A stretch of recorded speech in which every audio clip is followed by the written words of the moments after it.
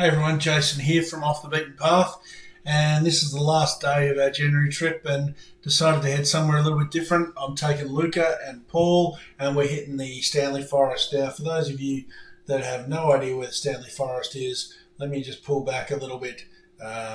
Stanley Forest is just in here, just outside Yackandandah, not far from Beechworth, so that's where we are today. Zooming back in.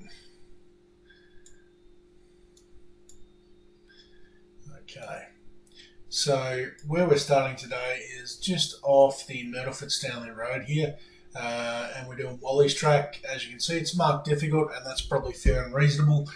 Starts off a little soft and flat down the bottom, then a pretty steady climb, flat section on top here of this mountain hill, with a bit of a descent down to Circular Creek Road before we continue on and we do the Stanley Jeep Track, which is a reasonably steady climb up to the top of Mt Stanley. Stanley Jeep Track can be quite difficult, particularly in wet conditions. Clay base tends to get torn up a lot. A lot of people get recovered from there locally, but in the conditions we're driving it should be fine. Now from there, we did a little bit of touring around, and I didn't sort of film all the in-between bits because I've been getting pretty tired from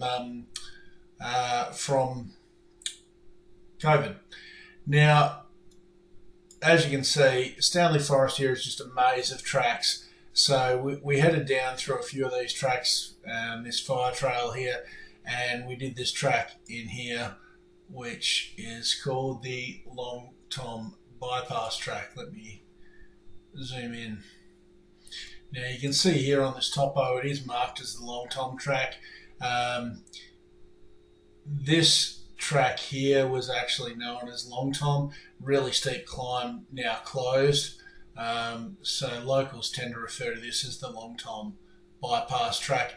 Challenging little technical track, good fun and well worth driving. So decided to take Paul and Luca on that. Again, that was one of the reasonably early videos on the channel, and I hadn't driven that since I last drove it then. Needed a winch a couple of times back then in the patch, so I'll let you guys see if I do it any better now. And interestingly, of course, the patch had traction control and a rear diff lock, none of which I have in the 76. Alright, so just jumping back here. Now, from there we headed down to the Magic Forest, which is over here somewhere.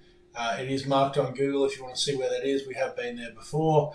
And finished the day, I've taken the guys to the Rechabite Mine, which is down here off the Wally mine track.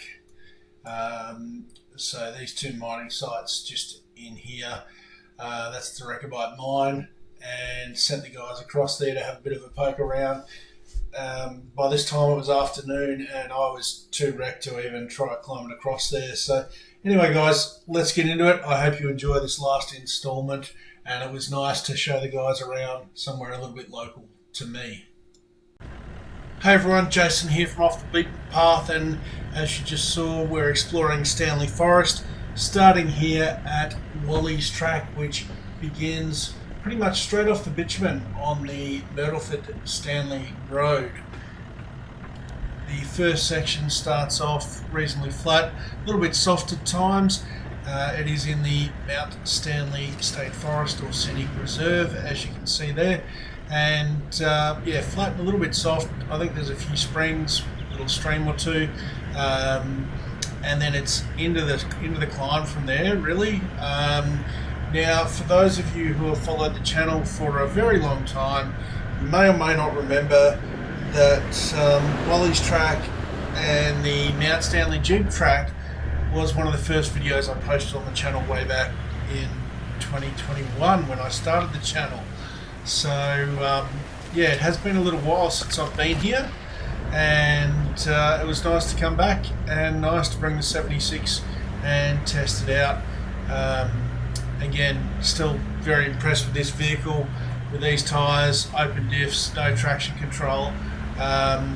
I know everybody says they're kind of shopping trolleys and they don't flex, and that's probably true, but it still just gets there. So yeah, sure, after that initial start, you're into it. You can see this is a nice run it out little climb there. Can get wet, soft and slippery. Not today for us. You can see, you know, the track's in interesting condition, so I think it warrants that difficult rating. Nice and dry and firm for us, so plenty of traction and no real issues there at this time. And after that lower section, you know, you do come into a part of the track here which is generally in better condition than lower down. It actually gets kind of easier for a while. It does get a little bit rocky further up, but this midsection here is not a difficult drive really at all. You can see we're making good pace, track's in generally good nick, and climbing our way up the hill. And as you can see, it just kind of keeps going. So it is quite a steady climb, this one. Getting a little higher up here, starts to run out a little bit and get a little bit rockier. There's certainly some loose rocks in some of those ruts there that your tyres will pick up and spit out. You don't want anyone following too close behind, that's for sure.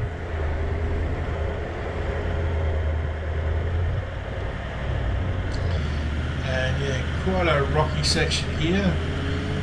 You can see, you know, it's not even really a defined track, it's just a kind of a depression filled with rocks pretty much. But, you know, again, 76 has just stepped up and driven this with no complaints and no issues. A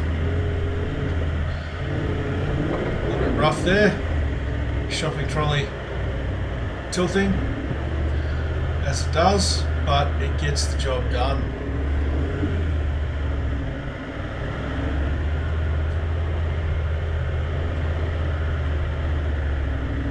And you can see we're sort of almost reaching the plateau. Every time you think you're up there, you come around another corner and there's a little bit more of a climb.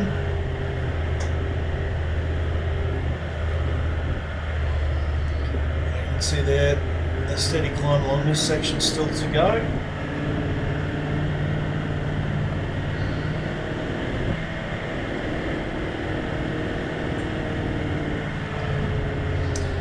And yeah, this was very much an impromptu choice to come here to Stanley Forest, because we sort of reorganised the third day of the trip entirely based on weather and conditions.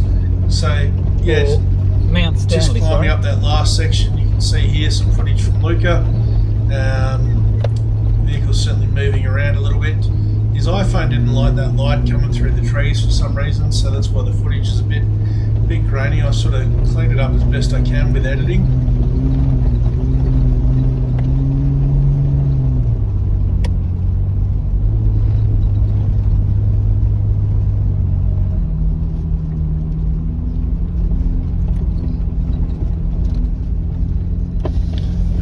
Back onto a more level section here, sort of working our way around the side of the hill slightly.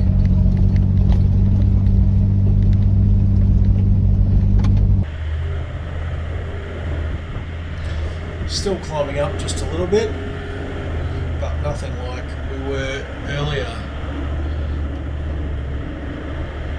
And look, once you get to this point, the main challenge of Wally's track is pretty much over. Once you get to this point, that initial sort of climb is really it. Like, obviously we're still going up here, but these climbs are gentler and longer and just a steady sort of thing. That starting section and then the loose rocky section, that's really the challenging part of this track. Beyond that, it's a nice drive. You get some decent views. A little bit hard to see on camera because the trees are so close on the track here, but when you're actually there in your vehicle, you certainly can get some decent views, which is great. And I really should do more exploring in the Stanley Forest. There's a bunch of tracks there that I still haven't driven. was itching to get to the high country, and I kind of drive past it.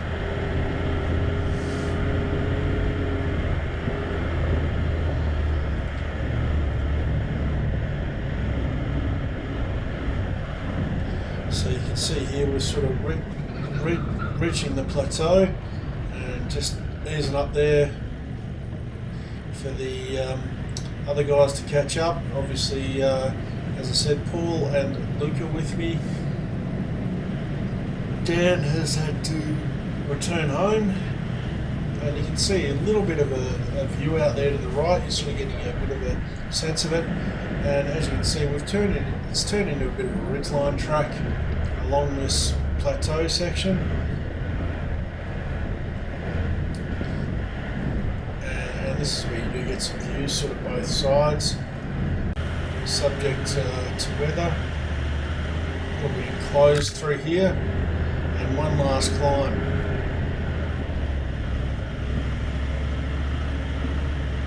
Nothing's ever perfectly flat, is it?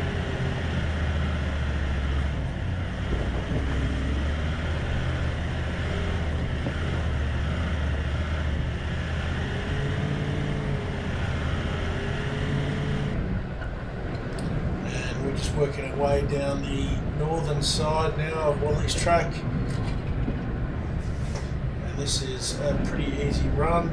Overall, Wally's track is just 6 k's.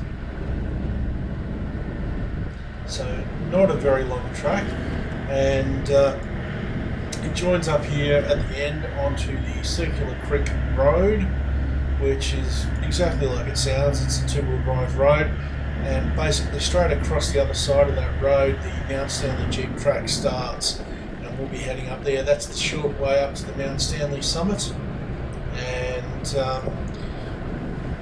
very common for people to need recovery off this track, particularly those that have taken an all-wheel drive or 2-wheel drive up to the Mt Stanley summit, and they see the Jeep Track at the start, at the top, and it looks fairly innocuous, and they start heading down, and they ultimately get into trouble, particularly if there's been a bit of rain. The bottom half is very much a clay track, so it tends to be rutted out and very, very slippery in the wet. Back in the day, I actually reached the Pajero down the Stanley Jeep Track just to maintain control. So coming up here on that Circular Creek Road, and we'll be heading straight across that to continue up the Mt Stanley Jeep Track towards Mt Stanley. So yeah, as you can see there on the screen, Wally's track ends here, Stanley Jeep Track straight ahead, and we're crossing Circular Creek Road. So again, the start of the Mt Stanley Jeep Track looks pretty innocuous. Still remember driving this for the first time in the Padge. Okay, thanks for I pulled in here and I'm like, oh yeah, this wet, doesn't look bad. Up the top here a little bit further, it's slippery as all get up. I actually winched the Pajero down this one time. So this is Circular Creek Road, did you say, or track? What you could call it? No, this is Stanley Jeep Track. Right, yeah, Stanley Jeep Track, right. Yeah, I'm not surprised he's rutted out.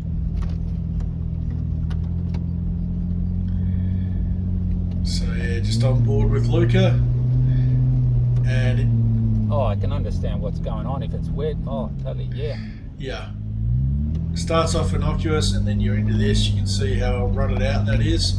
This is all pretty much clay through here, and the further up you get, usually the more rutted out it is. You can see some quite large ruts there on the left. But today, nice and dry, good traction. We're able to span those and just work our way up here. The odd exposed rock on this track as well, and this little hill that I'm about to go over can be a little challenging at times as well.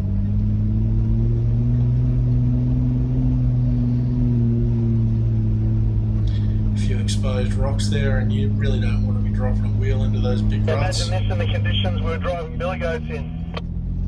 Nah, I wouldn't do it. No way. Not that little ledge that I went over riding the ridge. There's a big massive rock. Nah, I wouldn't do it in the wet.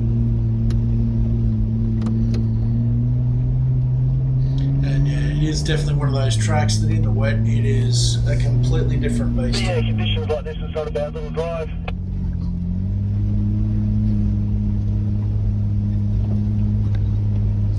But in the I found an X5 halfway down this track one day. 21-inch rims, low profile tyres. Yeah, not a good place to be. Was he stuck? Yeah, couldn't go down, couldn't go up.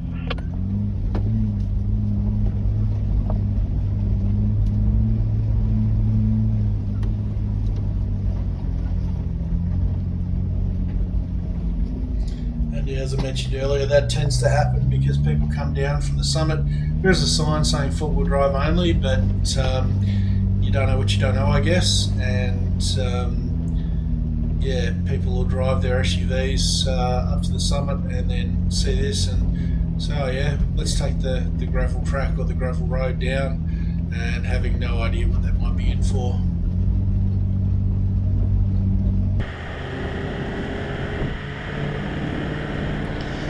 As you can see, getting closer to the summit now, it turns into quite a decent sort of track, and you can see how somebody coming down from the top could get lulled into a false sense of security, because it doesn't seem like anything too difficult at all, particularly on these higher sections, and it's not. It's when you get sort of half to three-quarters of the way down that you run into trouble, and they're too far down usually to turn around at that point, and they can't continue and they can't get back up. And that's where the problems start.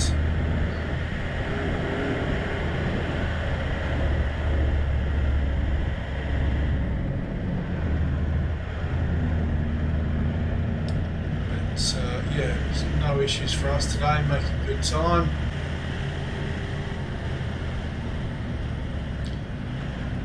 Somebody's cleared the fallen trees for us and even left a decent amount of space, always good.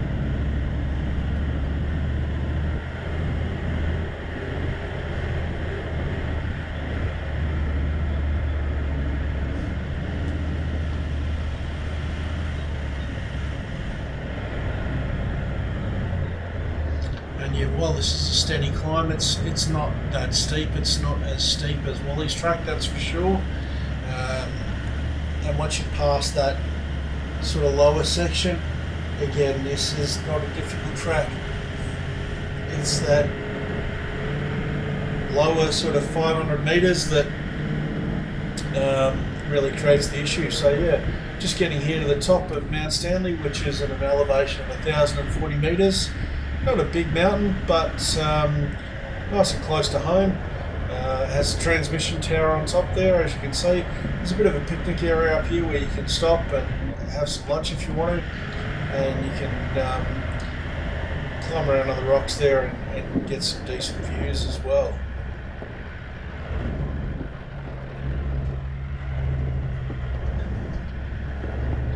There are no sort of toilets or any of those sort of amenities up here though. And a little bit of a snapshot there of the kind of views you can get. So yeah, here's some stills of the view from the top of Mt Stanley.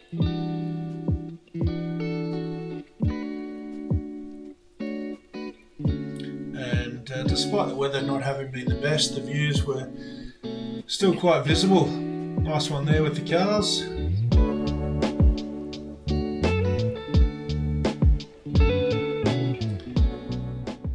Looking back towards, most likely that would have been Mount Big Ben, I think.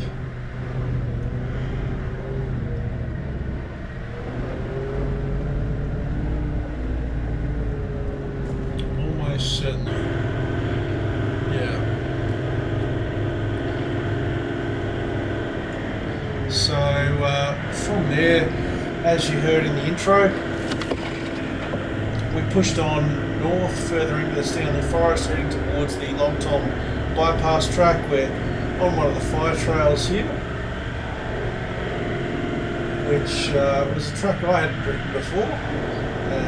Just happened to be that we're coming this way, so used that to get across. So this was the Northern Fire Trail.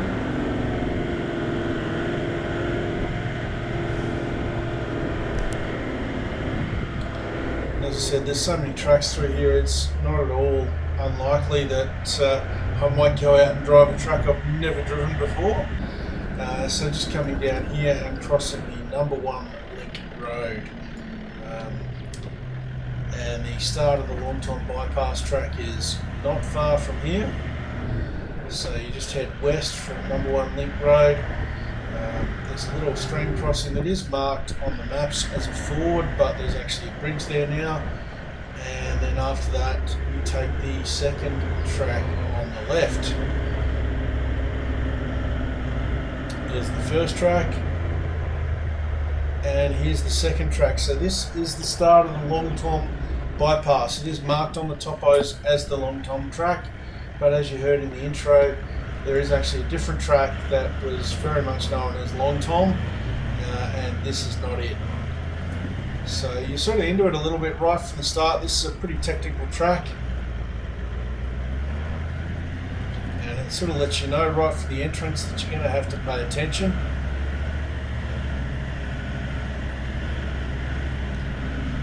And again, this is a track that I last drove back in probably 2021. Again, one of the earlier videos on the channel. I did this with Sam in his MUX. He was the one that introduced me to this track. And on that particular day in the Padge, I ended up winching twice. Now, track conditions I found here are completely different. Not surprising, 3 or 4 years has passed. But overall, I like to think I did a better job driving it this time. Didn't winch, so that's always a good start.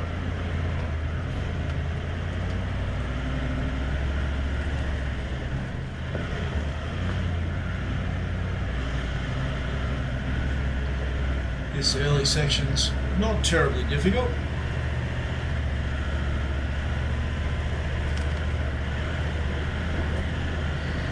But that does change as you get further up. Again, it's one of those tracks that by the time you realise how difficult it is, you're fairly well committed, and turning around is not so much of an option. Although I guess you can find a way to turn around just about anywhere. So this section here you can see is pretty off camber. Little bypass there on the left because there's a few wombat holes and a bit of a rock step here.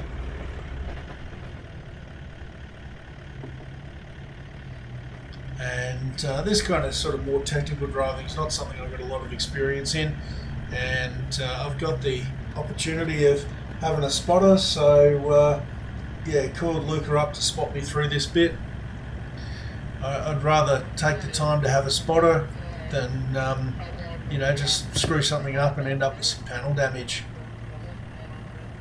especially when you got the chance of having somebody. And Luca's got a lot of experience and hasn't steered me wrong yet.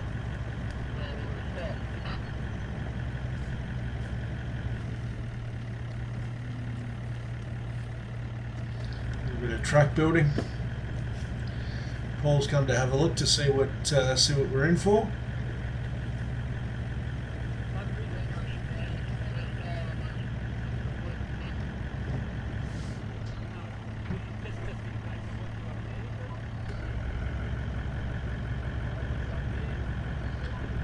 So clearly I could have just driven that bypass and driven around this, and that would have been very simple, but as Lucas just mentioned, beeline? What beeline? We're here to drive. Got to at least have a go at this.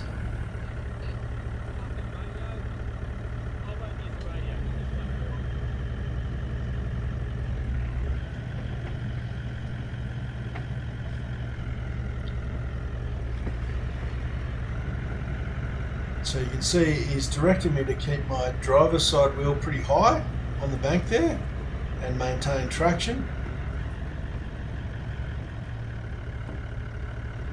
Does get the vehicle a little bit of a lean, but we've maintained traction and drive all the way through that. And you can see here we're driving into another rut where the passenger side wheels are coming down into that rut. and we're still sitting pretty off camber here. And Luke is just encouraging me to steer left to the passenger side a little bit to even the vehicle up. And slow and steady through that has done exactly that. So it does make it easy when you've got a good spotter, that's for sure.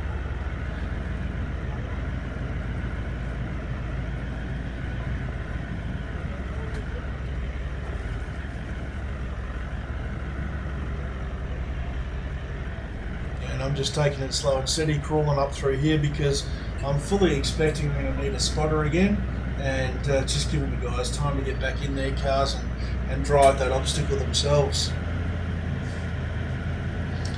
And I know that the more challenging parts of log time are still to come. So you can see what I mean, like sections like this, there's not really anywhere to turn around. You know, the track is quite okay, so obviously you're not going to be looking to turn around right here, but a lot of the track is like this. It's very dense and pretty close in. So spots where you could turn around if you chose to are a little bit limited.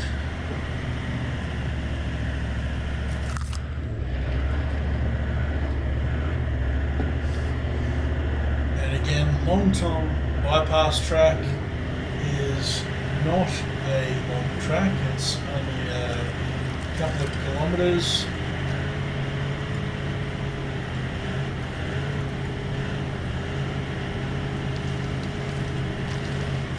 But you certainly manage to have a lot of fun.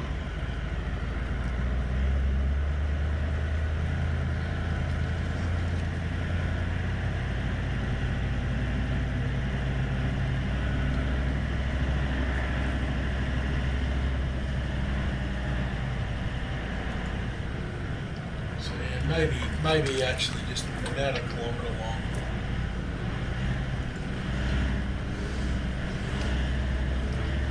But I certainly have heard of people taking 2 and 3 hours to do this 1 kilometre track.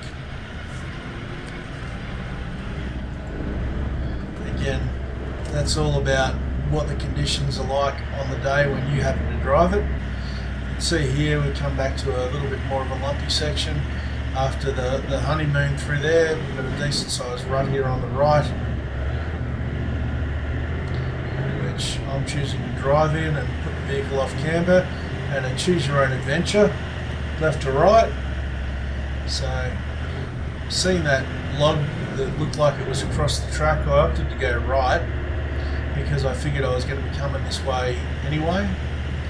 And sure enough, you can see that left hand track joins onto the right hand track here, and then you'd be doing a sharp left hand turn. So I think taking the right when I did was probably the right thing to do. You can see the old track sort of continuing behind there. This section's pretty chewed up, fairly rocky with a few potholes here and there. And again, slow and steady is definitely winning this race.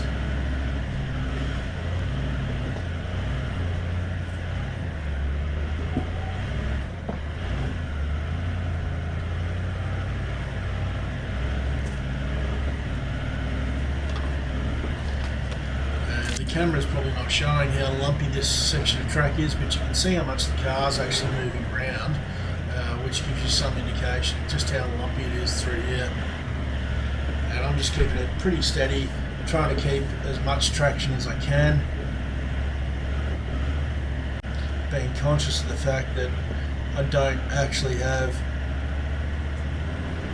any diff locks or traction control that can help me out.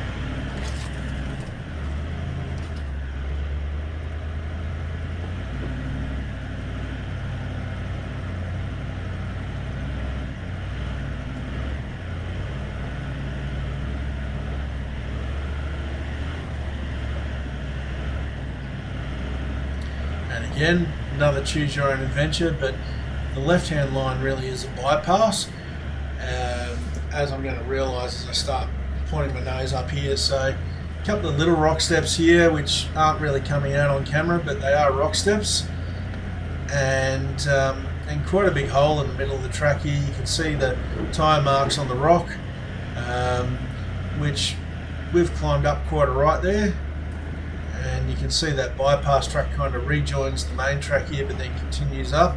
And I'm looking ahead and realising what's ahead of me here and starting to think about this line choice. So she's definitely lumpier than last time I was here, but there is a proper bypass track on the left, as you can see.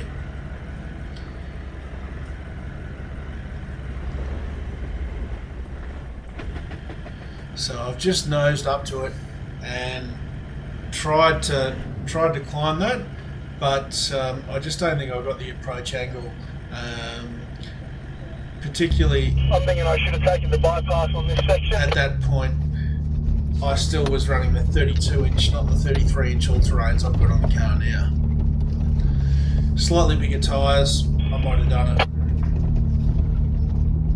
I think I'm going to have to get off this main track, or I'm going to need a fairly detailed spot and try and take the bypass on this section. So there's a bypass up there, right? Okay. Yeah, and I've stayed on the main track, but at the very least I'm going to need a spot. Yeah, I'm slowly making my way. Are you hanging precariously? Are you safe? No, I'm safe, mate. Take your time.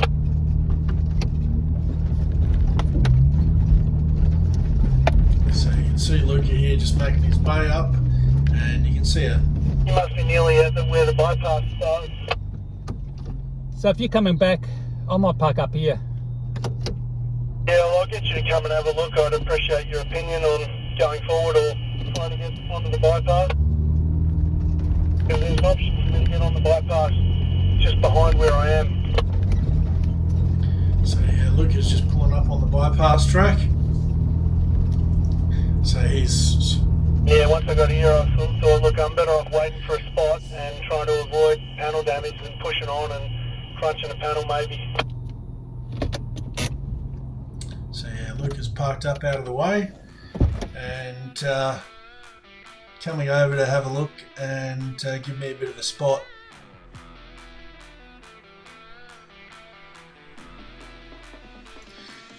And he's looking at it going, holy cow.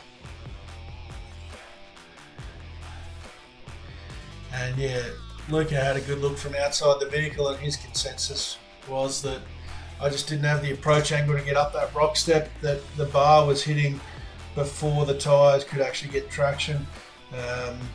You know, keeping in mind 32-inch tyres, no lift on the 76. So that just was not something that, with the vehicle set up the way it is at the moment, I could drive. So yeah, just reversed back and then going to turn left and jump up on the bypass track here.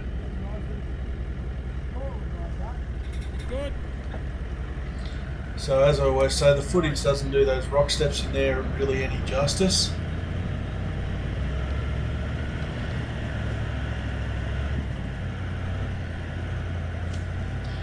Should go back now that I've got the new tyres and see if that makes enough of a difference. Might still need a lift though to get that approach angle, not sure. But yeah, this bypass track sort of gives you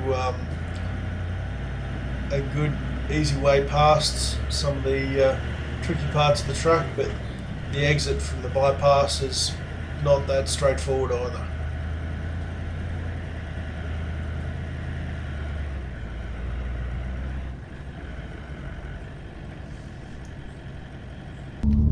So yeah, we've just parked up the top there, and look, Luca with his larger tyres, he's running his 33-inch muddies and he's got a 2-inch lift. He probably could have driven it, but he's opted to take the bypass as well and avoid any potential drivetrain or vehicle damage.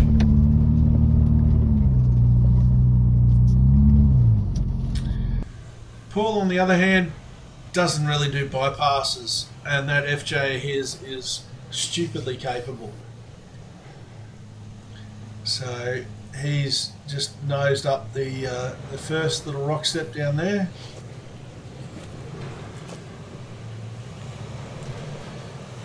And just crawling his way along. Really good line choice, keeping the vehicle actually quite level, and making short work of these rock steps as if they're almost not even there.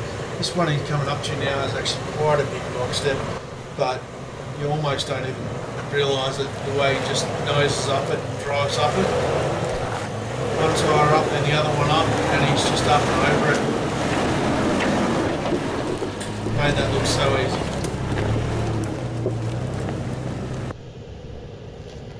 So this is the same drive, but from Luca's phone, he was shooting on the other side, which gives you a little bit better perspective of the rock steps and the track.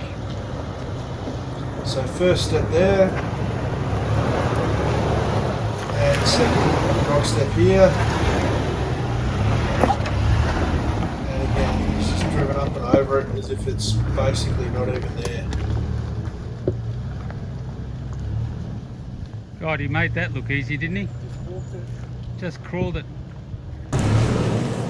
God, he made that look easy, didn't he? Just walked it. Just crawled it. That's a magnificent drive though. Absolutely.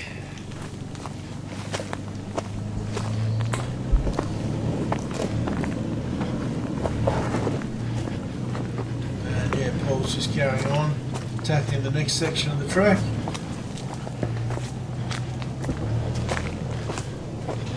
Nice and steady. So yeah, now I'm coming off the bypass onto the main track. Again, just getting a bit of a spot there because it is pretty tight, and this section of track's still pretty rutted. And go! Go! You're fine. Go, go, go. Go. You're on your own now. Go back again and give it another. I'm on my own and I've cooked it. Go back down further. Probably could have given it a little bit more throttle there. The way Luca was telling me to go, but a little bit. You can keep going. A little bit wary.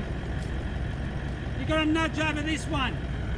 Straight. Am I going straight there? Yes. Stay in the rut. Straight. You need to go. Go. Go. Go. So we found the accelerator in the end.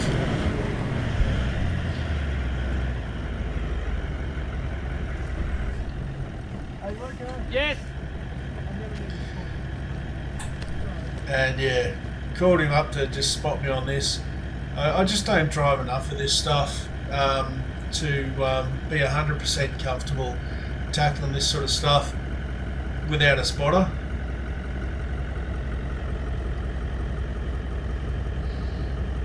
And I don't really want to dent the panels on the 76 if I can avoid it. When you've got a high bank on one side, you really only need to screw this up a little bit and you'll put a dent in a door or something fairly readily. Can you do me a favour? I want you to try this for a minute. Just crawl up in the ruts. So just seeing if I've got the clearance for the diffs with the tyres I've got on, and it looks like I do. Go.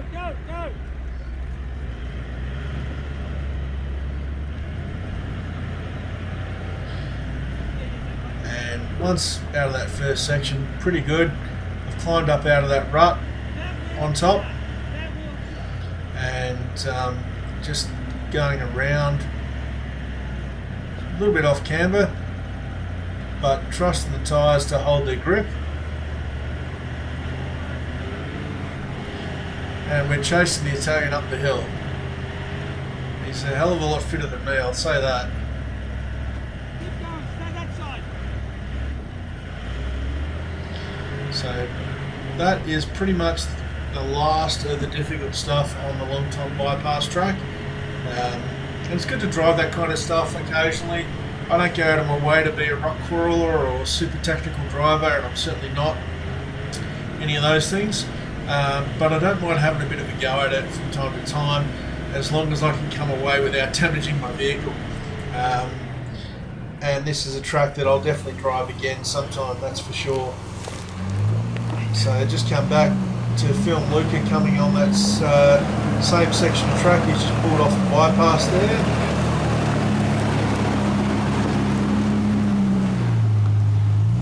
And he's gone high on the left hand side here and just slipping down into the ruts.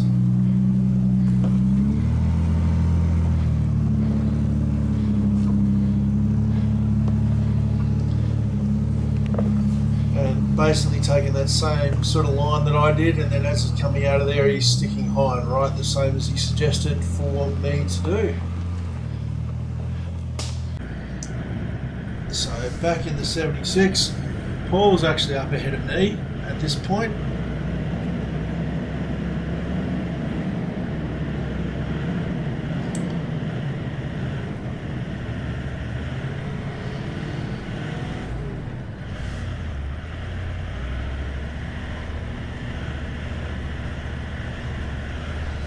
And you can see this top section of track is pretty straightforward.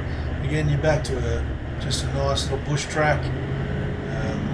So it's really just those couple of obstacles in the middle that are going to give you a bit of grief on this one, potentially. And yeah, sure enough, it spits out the top here. Now the original long tom is on the left hand side there. That track is actually closed. You can walk down there. There's big piles of dirt blocking the access. It's a super steep track. Interesting to go and have a look at. Think about just how crazy people were that used to try and drive that. So, and we did pull up here so I could just go and show the guys the original long tom. So after that we headed up across to the Magic Forest. Now the location of the Magic Forest is actually marked on Google Maps, so you know, if you want to look for it, you'll find it through Google Maps, strangely enough. It's a hidden stand of Californian redwoods, and particularly given that our October trip last year we went to the Californian redwoods in the Otways, I was keen to show the guys that we've got our very own redwoods here in northeast Victoria. And they're just hidden in amongst the gum trees. They were a test plantation that was planted and they've been left here for some years. It's not signposted, so you do kind of have to know where it is. And it's a walking track access to get in.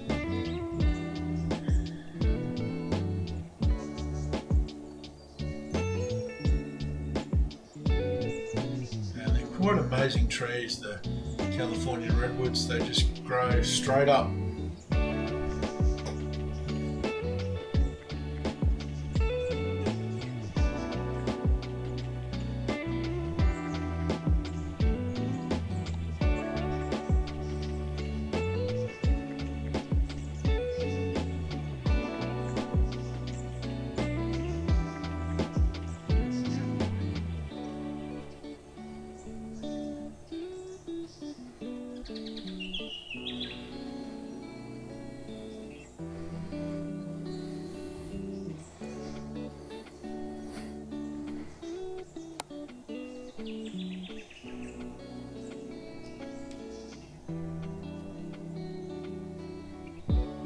Yeah, they're a good 30 odd, 40 metres tall, so yeah, quite amazing. A lot of school groups, scout groups, that sort of thing, build huts and what have you in there. Little lean-to, so you do find a bit of that sort of stuff hidden away in different parts of the Magic Forest. And yeah, you can find the view to the sky just like that with all the trees reaching for the sky. Well worth checking out if you're in the Stanley Forest area. So from there we headed across to Rechabite Mine. There's a number of disused mining areas in and around Stanley Forest. Wally Mine and Rechabite Mine are probably the two most popular.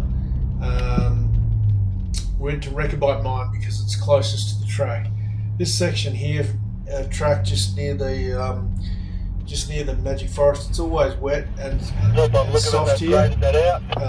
Must be a spring or something there. It's always soft. And yeah, as you just heard on the radio, it is always soft here. So yeah. I think there's a spring or something there that causes that. And it's just a couple of Ks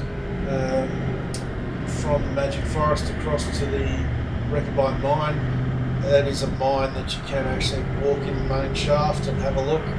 Again, it's not signposted, so you kind of need to know where it is, or you need a topographic map that will show you the location. Wallaby Mine, you don't go into the shaft there, but there's some of the old mining implements on the surface, and you can certainly see the old tailing piles and that sort of thing. It's a little bit of a walk off the track to get to that stuff at the Wallaby Mine, which is why we didn't go there, because I was flat out staying awake by this time. As I said, the few days of travel had really taken a lot out of me getting over COVID. I hadn't realised, just how much until we were getting to this point in the trip, and yeah, I was pretty much flat out staying awake. So park up here next to this little stream, and the Rechabite Mine is just on the other side. So Luca's gone across and taken the opportunity to film Paul coming across on his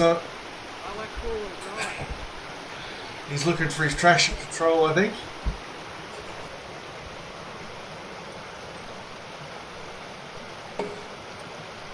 Go for it. A bit sketchy in the wet though. And yeah, just like a clay track, plenty of traction when it's dry, but when it's wet, whole different ball game. Come on, Jason. Have you walked this before? Oh, you've done it. Okay.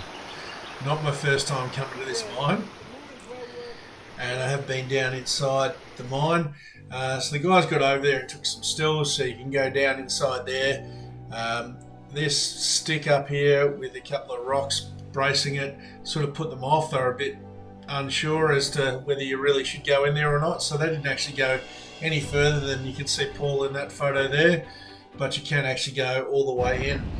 So after that, I took the guys and set them up with a campsite on the Upper Murray, and I headed home. So as always, guys, look, this was an amazing trip, great bunch of guys. Thanks for watching. If you've gotten to this part of this video, if you haven't subscribed, please subscribe. It really helps us out, and I really appreciate all of the subscribers.